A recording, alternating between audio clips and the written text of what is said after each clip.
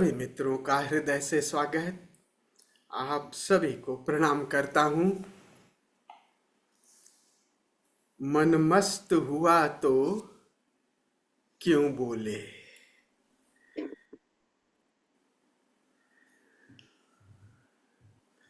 भीतर एक मस्ती, भीतर का आनंद जब अतिरेक में होता है तो वाणी भी विश्राम ले लेती है। बोलना कहाँ। हमारे जीजा अभी हैं, व्यापार में हैं। व्यापार में थे, काफी अच्छे व्यापारी हो गए। तो अभी एज करीब 90 के आसपास है और व्यापार जब उनके चरम पे था, शिखर पे थे और एकदम युवा थे, तो मैं अक्सर मतलब सिस्टर यही बुलंदशहर में रहती थी तो मैं जाया करता था, उनको देखता था कि वो कमरे में बैठे बैठे, आपने देखा होगा, वो आपस में ही ऐसे ही बात करते रहते हैं। वो चलते फिरते भी बात करते रहते थे ऐसे ही। और कभी देखा होगा किसी किसी आदमी को कि वो आपस में आप बैठे बैठे बात करता रहता है। यानी चेतना इतनी बहिर्गामी है कि आदमी बात करते करते, कुछ आदमी जब विक्षिप्त हो जाते हैं ना, पागल हो जाते हैं, तो हर वक्त वो बड़बड़ाते रहते हैं। बोलने की अति जो है वो जब हो जाती है तो पागलपन विक्षिप्तता में बदल जाती है। इसीलिए तो ओशो ने जिबरिश, नो माइंड, सक्रिय ध्यान जैसी विधियां ये सब निर्मित किए हैं कि ताकि जो तुम्हारा बोलना अभी नहीं खत्म हो रहा है तो ये समाप्त हो जाए, खत्म हो जाए। और कह रहे हैं मन मस्त हुआ। भीतर चेतना एक परम शांति की स्थिति में, परम आनंद की स्थिति में है, तो बोलने की जरूरत कहाँ। इतना ज्यादा बड़बड़ाने की कहाँ जरूरत। बुद्ध को पहली दफे जब ज्ञान हुआ तो मौन हो गए, बोले ही नहीं। तो बुद्ध के साथ जो लोग यात्रा कर रहे थे, जैसे कि भीतर जब एक शांति, एक आनंद पैदा होता है तो उसकी ऑरा, वो शांति बाहर भी प्रकट होती है। और बुद्ध के आसपास का परिवेश भी आनंद से भर गया, शांति से भर गया। लेकिन वो शांति जब लोगों को महसूस होती थी तो वो शांति को लोग अभिव्यक्त कराना चाहते थे। लोग पूछना चाहते थे कि जो लोग यात्रा पे थे तो कहते थे, भंते आपने कुछ मिला है, आपके आसपास की वो आबो हवा बता रही है, तो आप बोलते कुछ नहीं क्यों, बोलिए। और कथा तो ये कहती है कि बुद्ध जब मौन रहे तो कथा ये कहती है कि देवता भी आए कहने के लिए, निवेदन किए कि आपको अब जो मिला है उसे बांटिए, उसे कहिए प्लीज प्रभु। और फिर बुद्ध उन लोगों से कहते हैं, क्या बोलूं, जो मिला है वो जिन लोगों के बांट में जागरण जो घटित हुआ है, वो जब सोए हुए लोग हैं उन तक बात पहुंचेगी नहीं, क्योंकि उनके कान आंख सब तो बंद हैं। मैं जो कहूंगा तो वो सुनेंगे क्या। तो मैं ये देखता हूं कि बोलूं क्या, क्या कहूं। तो कहें, कुछ लोगों ने कहा नहीं, कुछ लोग जागे भी हुए हैं, कि जागे हुए हैं तो फिर उनके साथ बात क्या करें, क्योंकि वो तो हमारी तरह, वो भी उनका जागरण घटित हो गया है। फिर उपाय किया लोगों ने मिल करके, कहते हैं, कहें कि भंते कुछ लोग ऐसे हैं जो जागने की स्थिति में हैं, जिनके कान भी अब खुल गए हैं, आंख भी खोलने की स्थिति में है, उनको जरा सी आपकी एक वाणी जगा देगी, तो उनके लिए बोले। तो बुद्ध फिर उनके लिए बोले। और कबीर ये जब कह रहे हैं कि मन मस्त हुआ तो क्यों बोले, इसका मतलब नहीं कि बिल्कुल बोलना बंद हो जाएगा, बोलना तो चलेगा, लेकिन जब भीतर चैतन्य का एक दिया जलेगा तो अनावश्यक जो अनर्गल अनाप शनाप बोलते रहते हैं, अनाप शनाप देखते रहते हैं, विचार चलते हैं, ये बंद हो जाएंगे। वाणी भी बाहर जब निकलेगी तो अंट संट नहीं, समझ बूझ करके भीतर जैसे मस्ती एक छा जाएगी, तो अनावश्यक क्यों बोले। और कह रहे हैं हीरा पायो गांठ गठियाओ, बार बार वाको क्यों खोले। कह रहे हैं या भीतर वो काओ हीरा मिल गया है, और फिर भीतर के हीरे को जब मिल गया है, बड़ा गहर सूत्र दे रहे हैं। कह रहे हैं जब अंदर का हीरा मिल गया है तो ऐसे नहीं कहीं तरफ सब तरफ खोल करके दिखाते रहो। गांठ गठियाओ, फिर उसे गठिया लो, उसे छुपा लो। यानी अंतर के गूढ़ के रहस्य, अपने भीतर के उस जो ओंकार का ज्ञान है, जो भी आपका रहस्यात्मक ज्ञान है, वो जो मिल गया तो ऐसे सबको बांटते मत फिरो। तो कह रहे हैं उसे गांठ गठिया लो, वो जौहरी के पास ही बताना जो उसका मोल जानता हो। तो कह रहे हैं बार बार वाको क्यों खाओ लो। और देखा नहीं कि जिनको अगर कोई वैसा मिल जाए, मान लीजिए जानबूझ करके कहीं रास्ते में हीरा मिल जाएगा, तो नासमझ क्या करते हैं, उसे बार बार खोल के देखेंगे असली है कि नकली है, और इसी में पकड़े जाते हैं, इसी में उनकी, क्योंकि चोर बड़े तेज होते हैं, वो जान लेते हैं कि धन कहाँ छुपा रखा है। वो धन जो न जो नासमझ होते हैं उसी धन को, पोटली को बार बार देखेंगे। अच्छा, चोर समझ जाएगा कि यही सारा माल है और तुरंत हड़प लेते हैं। ये बार बार वाको, अब उस तरफ नजर मत बार बार ले जाओ, क्योंकि जिनके पास तुम उसे खोलोगे उनके पास समझ नहीं है, और जिनके पास जौहरी के पास हीरे की समझ है। इसलिए भीतर का आनंद, भीतर की जो है उनके साथ शेयर करना। नहीं तो आपके पास आपने कहा यार मुझे बड़ी मजा आया, बहुत आनंद, तो कहे अब अगर तुमने कहा कि यार अब तो धन रस पैदा न भी तब भी भीतर आनंद मिलता है, कहे यार बकवास कर रहा है, बिना धन पद कोठी के गाड़ी बंगले के कैसे मजा आएगा, और बकवास कर रहा है। क्योंकि भीतर का आनंद किसी को जिसे नहीं पता है, वो आपके ऊपर हंसेंगे, और वो हंसी आपके जो भीतर की यात्रा को बाधित करेगी। इसलिए ये सावधान रहिए कि किसी को भी ये रहस्य जो है, जो नहीं ठीक है, जो जानने वाला है उसको जरूर राह बताइएगा, लेकिन सबके साथ चौराहे पे खड़े होकर के इसका बखान मत करिए, आध्यात्म का, आनंद का, ये सब इनके बखार। तो बार बार वाको क्यों खोले। और कह रहे हैं हल्की थी तब चढ़ी तराजू, पूरी भय तब क्यों तोले। हल्की थी, तराजू जब तौलते हैं तो जब भार हो जाता है, तराजू में भार हो जाता है तो तौलना बंद हो जाता है, क्योंकि वो जमीन से लग गई, तब डालते रहो कितना, लेकिन तौलने में एक एक एक जब हल्का रहेगा वो, तब आप तौल पाओगे। यहाँ ये संकेत दे रहे हैं हल्की थी जब तक तुलना में, कंपैरिजन, तुलना में जब तक जियोगे तब तक ही ये है आपकी दिक्कत। कंपैरिजन हल्की थी तब तड़ी तराजू, जब तक कंपैरिजन में ये ऐसा वो ऐसा मैं ऐसा, यानी कंपैरिजन की इनके साथ ऐसा, अपनी तुलना किसी से जब तक करोगे तब तक तुम हल्की थी तब चढ़ी तराजू। इसलिए कह रहे हैं कि पूरी भय तब क्यों तोले।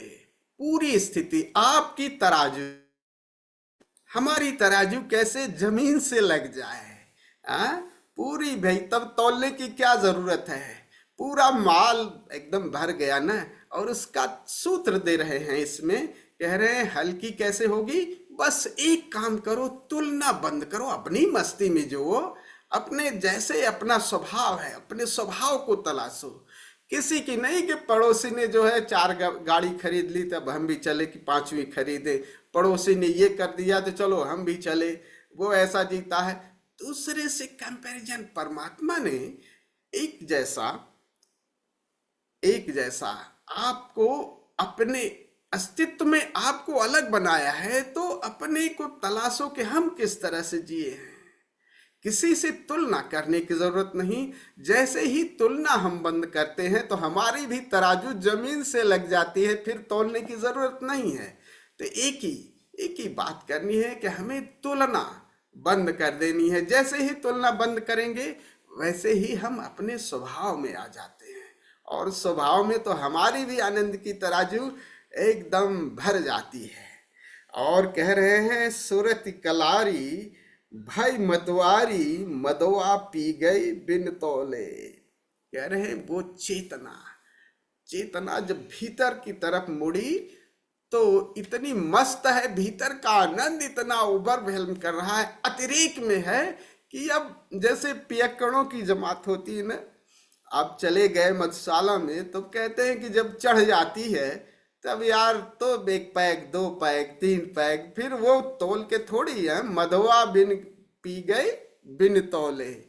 आनंद जब अतिरेक में होता है तब उसमें भी कंजूसी, देखिए ना, बहुत गहन सूत्र दे रहे हैं यहाँ। जब हम माइंड ओरिएंटेड हैं, जब हम मस्तिष्क प्रधान लोग हैं ना, अभी देखिए कभी ध्यान करते हैं तो आनंद जब घटित होता है भीतर थोड़ा सी रसमग्नता आती है तब भी संदेह करते हैं। कई बार ओशो से प्रश्न पूछा कि ध्यान करते समय मजा आ रहा है, क्या सही है, क्या वास्तव में है, ऐसा हो सकता है क्या? क्योंकि जिंदगी नर्क थी और पहली दफे आनंद में भी प्रश्न उठाते हैं, मौज आया उसमें भी प्रश्न। कह रहे हल्की थी तब तभी, और सूरत कलारी भय मर, और फिर मद आनंद पिरा। तो यहाँ आनंद जब आनंद का मधु छलक रहा है तब भी हम सोचते हैं कि यार इसमें या है कि सही कि नहीं है। मधु और उसे तोल तोल करके पियोगे, आनंद में भी संदेह करते हो। मधुआ और फिर बिना तोले पियो, कितना पियो। मुल्ला नसरुद्दीन रात में जो मैकदे का मालिक था मधुशाला का, उसको फोन किया ठीक 12 बजे, और फिर वो 12 बजे वो मधुशाला का जो मैकदे का मालिक था मैखाने का, वो उठाया, देखा मुल्ला का फोन, तो गुस्से में कहा मुल्ला 12 बज रहे हैं, रात को तुम फोन करते हो, रखो फोन। रख दिया फोन। फिर 5-7 मिनट बाद फिर किया मुल्ला ने, फिर दिखाया मुल्ला का, झुझला गया, कहा मुल्ला तुम सोने दोगे कि नहीं? तो मुल्ला ने कहा कि मैं ये जानना चाह रहा हूं कि ये कब खुलेगा, मैखाना कब खुलेगा। कहें बंद करो इसे, रखो, तुम मुझे सोने दो।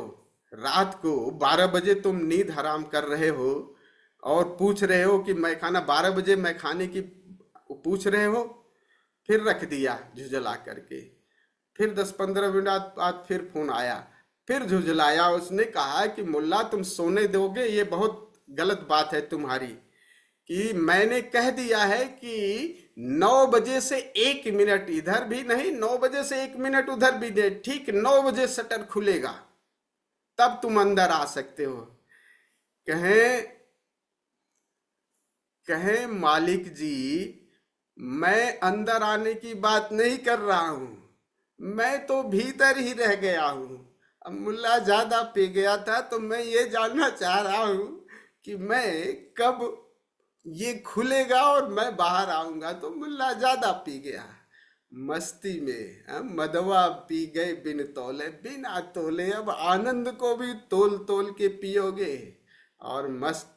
मुल्ला ज्यादा पी गया तो मदवा पी गए, और हंसा पायो मान सरोवर, ताल तलैया क्यों डोले। कह रहे हैं कि हंस, इस जीवात्मा की बात कर रहे हैं। जीवात्मा कह रहे हैं, जीवात्मा को वो परम आनंद, मान सरोवर का जिसका स्वच्छ जल है भीतर, एक अंतर स्नान जब हो गया तो वो छोटी छोटी बाहर के आनंद में भीतर का आनंद जब मिलने लगा तो हम छोटे छोटे सुखों में आते ना कि देखो एक प्रेम का मजा मिलेगा कि नहीं, नहीं मिला, नहीं मिला तो दूसरी देखेंगे, कोई और कुछ मिलेगी कि नहीं, उसमें मिलता है कि नहीं मिलता है। कहीं थोड़ा सा एक गाड़ी से नहीं पता लगा तो दूसरी गाड़ी खरीद लाए, यार ये सोफा नहीं है, इससे बाहर देखते हैं। ये ताल तलैया यानी बाहर में सुख ढूंढते हैं। हंसा पायो मान सरोवर, कबीर कह रहे हैं मेरा हंसा, मेरी जीवात्मा तो भीतर के मानसरोवर, अंतर के उस आकाश की बात, उसी को मानसरोवर भी कहते हैं, अंतर्गुहा भी कहते हैं, अंतराकाश भी कहते हैं, चिदाकाश भी, कई नाम दिए हैं। तो हंसा मानसरोवर में, यानी जीवात्मा का अब मानसरोवर से संबंध हो गया है, तब ये छोटे छोटे सुखों में क्यों, वो क्यों लगेगी। ताल तलैया क्यों ढूंढे, तेरा साहिब है घट माही बाहर। बात कह रहे हैं सारी, देखो सूत्र दे रहे हैं, कह रहे हैं तुम बाहर ढूंढ रहे हो आनंद को, बाहर सुख को, और सुख कबीर जैसे जब लोग कहते हैं ना तेरा साहिब है घट माही, तब हम सबको भी भरोसा आता है, क्योंकि कबीर के पास किसी किसी दिन तो खाने के भोजन के भी लाले पड़ जाते थे। भोजन जिस दिन अगर उनका बिल वस्त्र चूंकि बुनते थे, तो कहते थे कि किसी दिन अगर वस्त्र नहीं बिके तो भोजन नहीं मिलता था, तो पत्नी कहती थी, और मजे की बात, कबीर का प्रेम देखो, और जिस दिन नहीं मिला तो अगर कोई आ गया तो उनको सारा भोजन खिला देते थे, भगवान ले आओ। और फिर उनकी पत्नी भी झिड़कती थी, कहती थी सबको ला के बैठा लेते हो, और खाने को अपने ही लाले पड़े हैं, और सब ये दुनिया भर के सबको खिला देते हो, अब अपने को। कहे भगवान क्या करूं, ये अपनी आदत अपने स्वभाव से मजबूर है। तो प्रेमी ऐसे ही होता है, बांट देता है। तो कह रहे हैं कि वही तेरा साहिब है घट माही बाहर नैना, भीतर बाहर कुछ भी नहीं है। जिन्होंने बाहर ढूंढा वो भिखमंगे ही मरे। और ये सभी संतों की यही वाणी है, सही उपदेश है। और आगे बड़ा गहरा सूत्र दे रहे हैं, बहुत ज्यादा की बात नहीं। कहे कबीर सुनो भाई साधो, और कबीर कह रहे हैं कि साधुओं, अपने साधुओं से कह रहे हैं, साधकों से बात कह रहे हैं, कहे कबीर सुनो भाई साधो, साहिब मिल गए तिल ओले। आहा, तिल शब्द, तिल, तिल आप लोग जानते हैं, तिल एक सीड होता है, शीशम सीड, बहुत छोटा होता है, घर में होता है, बहुत छोटा सा होता है। कह रहे तेरा साहिब है घट माही, कहे कबीर सुनो भाई साधो साहिब। और वो परमात्मा कहाँ मिला, ऐसा नहीं कि बहुत बड़ा तुम्हें पहाड़ उखाड़ना पड़ा, बड़ी मेहनत करनी पड़ा, बड़ा श्रम करना पड़ा, इतने श्रम की भी जरूरत नहीं है। अरे उद्घोष कर रहे हैं कि साहिब मिल गए तिल ओले, बस उसी तिल की ओट में एक छोटा सा तिनका है। तिल, तिल मतलब छोटा सा है, और उसी की ओट में है, बहुत ज्यादा आपको बहुत ज्यादा खुदाई नहीं। तिल बस केवल थोड़ा सा, आंख है ना हमारी, आंख में एक छोटा सा ही तो तिनका अगर पड़ जाए तो आप पहाड़ पूरा जगत देखते हैं, फिर जगत बंद हो जाता है। एक छोटा सा, लेकिन एक छोटा सा तिनका अगर निकल जाए तो फिर से पूरा संसार, बाहर जगत, पूरा पहाड़ आप देख रहे हैं, और पूरा पहाड़ देख रहे हैं, एक छोटा सा तिनका आपकी आंख में घुस जाए तो सब बंद हो जाता है, आपके लिए सब बंद हो गया, तो पूरा पहाड़ भी आपका दिखना बंद हो गया। बस और करना क्या है, ऐसा नहीं कि पहाड़ देखने के लिए आपको बड़ा श्रम करना पड़ेगा, बस आंख का थोड़ा सा वो जो गर्द है वही हटा देनी है। जो तिल है छोटा सा, वो तिनका है छोटा सा, कह रहे छोटा सा, वो हल्का सा झीना धूल का पर्दा है, बस उसी को हटा दो, साहिब उसके पीछे ही है बिल्कुल। बहुत ज्यादा श्रम करने की, एक बस चैतन्य को भीतर की तरफ मोड़ दो, और फिर साहिब आपका इंतजार ही कर रहा है।